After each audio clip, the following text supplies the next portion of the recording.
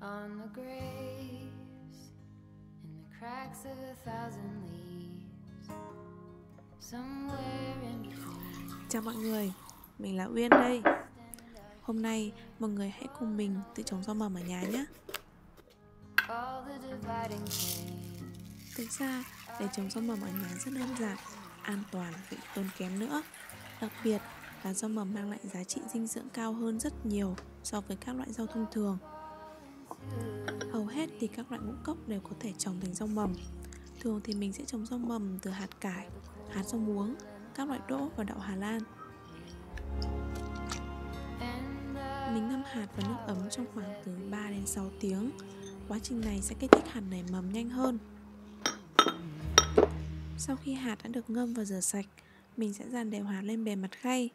Với các loại hạt nhỏ như hạt cải, mình sẽ lót thêm một lớp giấy ẩm ở phía dưới để tránh hạt không bị rơi xuống.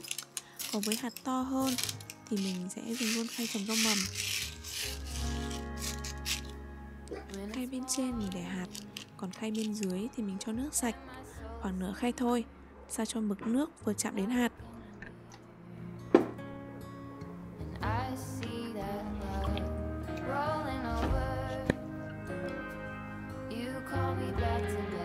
Ngoài cách trồng bằng nước sạch, mọi người cũng có thể thử trồng rau mầm bằng xơ dừa được nha. Viên nén xơ dừa này mình đã sử dụng rất nhiều để trộn đất trồng rau hay là cây cảnh rồi, nên chắc mọi người sẽ không còn xa lạ gì nữa. Cách trồng cũng giống như mình sử dụng đất. Trải một lớp xơ dừa dài khoảng 3 đến 4 cm, rắc hạt rau mầm, sau đó phủ một lớp xơ dừa mỏng lên bên trên là được. Vì còn thừa nhiều xơ dừa nên mình đã trồng thêm một chậu nhỏ cỏ lúa mì cho cam và mun. Cam nhà mình siêu thích ăn cỏ này đấy mọi người ạ.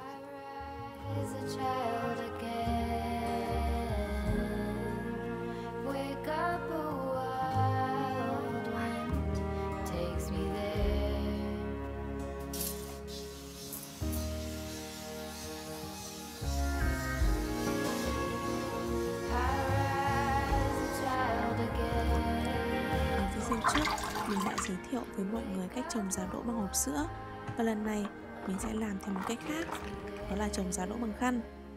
Với cách này mình sẽ không cần phải tưới nước mỗi ngày, mà chỉ cần chờ 3 ngày là có thể thu hoạch được luôn. Cực dễ mà không cần phải mất nhiều thời gian.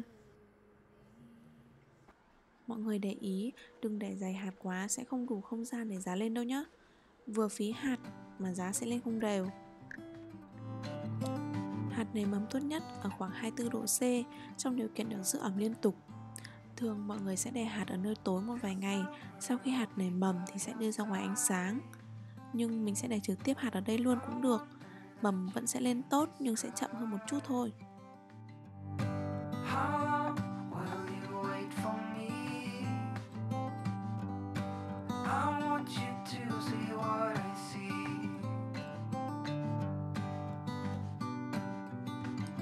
Sau 3 ngày, đa số các hạt đều nảy mầm hết rồi. Chỉ có riêng hạt đậu Hà Lan là lâu hơn các loại rau mầm khác.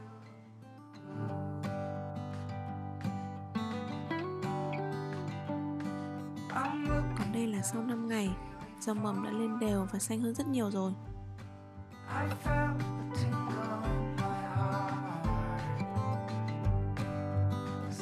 Mọi người đừng quên giữ ẩm và thay nước cho rau mầm thường xuyên nhé. Hạt rau muống mình tham để dày quá nên là giờ không có đủ chỗ để cho chúng lớn luôn này.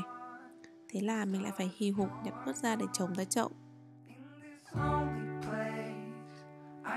Trồng rau mầm nhàn thế, nhưng ngày nào mình cũng mất thời gian để ngồi ngắm nghía vì thích. Nếu thích mọi người có thể trồng vào chậu nhỏ để trang trí, xinh không kém cây cảnh đâu nha.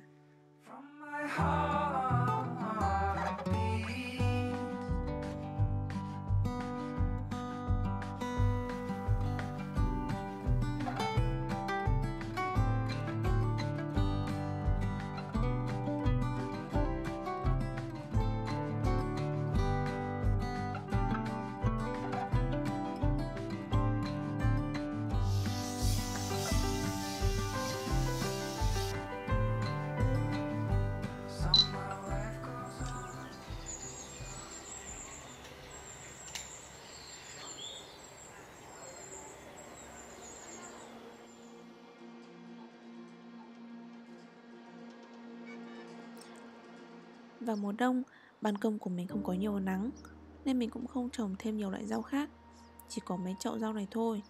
Hôm nay mình sẽ thu hoạch rồi dọn dẹp qua một chút xíu.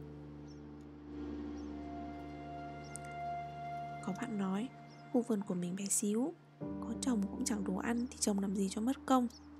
Các bạn nói cũng có ý đúng. Vườn rau nhỏ này không thể đủ cho nhu cầu ngày 3 bữa của chúng mình được. Ở một thành phố với những căn nhà bê tông chật hẹp thì có một khu vườn tuy nhỏ thôi nhưng đối với mình đó là cả một kho báu. Nó không chỉ đem lại thực phẩm sạch mà còn đem niềm vui đến cho mình. Được tự tay xới đất trồng rau, chăm sóc từng chút một, đem lại cho mình kiến thức, sự trải nghiệm và biết trân trọng những thứ do bàn tay làm ra.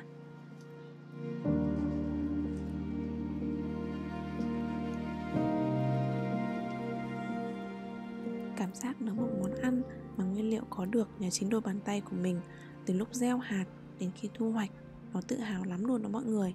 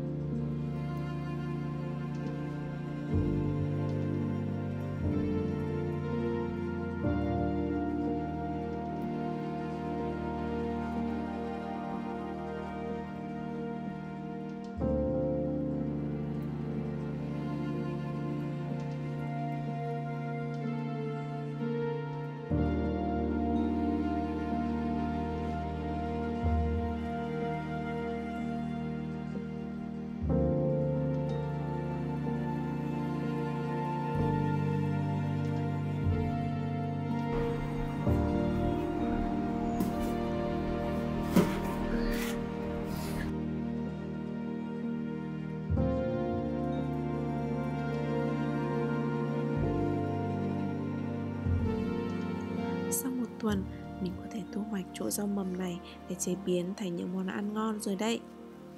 Mọi người có thể thu hoạch đủ cho từng bữa, hoặc có thể thu hoạch hết một lần rồi bảo quản rau mầm trong tủ lạnh.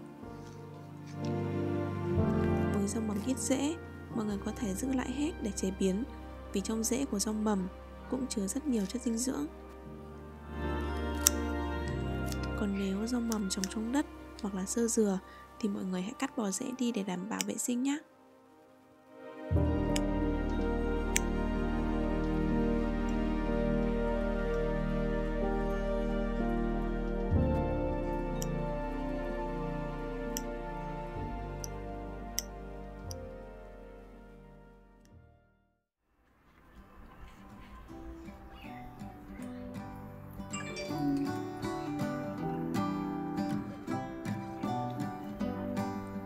Vì trồng bằng nước sạch nên rễ của mầm rau muống cũng sạch sẽ và trắng tinh.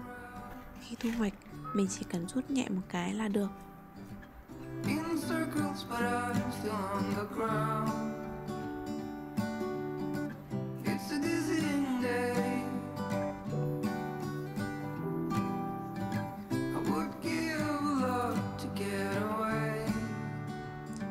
Bạn có để ý thấy cam đang miệt mài ăn cỏ bên dưới gầm bàn không? Cỏ chưa lên hết mà cam đã gặm trụi xơ cả chậu rồi. Bây giờ cùng xem giá đỗ mình làm sau 3 ngày như thế nào nha. Khi so sánh với cách làm bằng vỏ sữa thì mình thấy làm giá bằng than đơn giản hơn nhiều. Giá mọc khá đều và mập, nhưng có vẻ là dễ nhiều và dài hơn.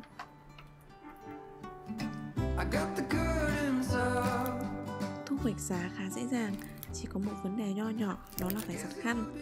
Nên mọi người hãy dùng một khăn riêng để có thể làm nhiều lần nhé.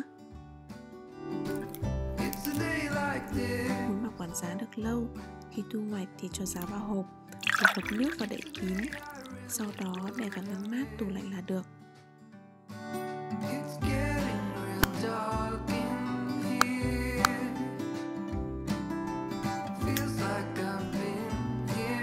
Với rau mầm đậu Hà Lan, khi cắt, mọi người nhớ để chừa lại mắt thì có thể thu hoạch được thêm 1 đến 2 lần nữa đấy.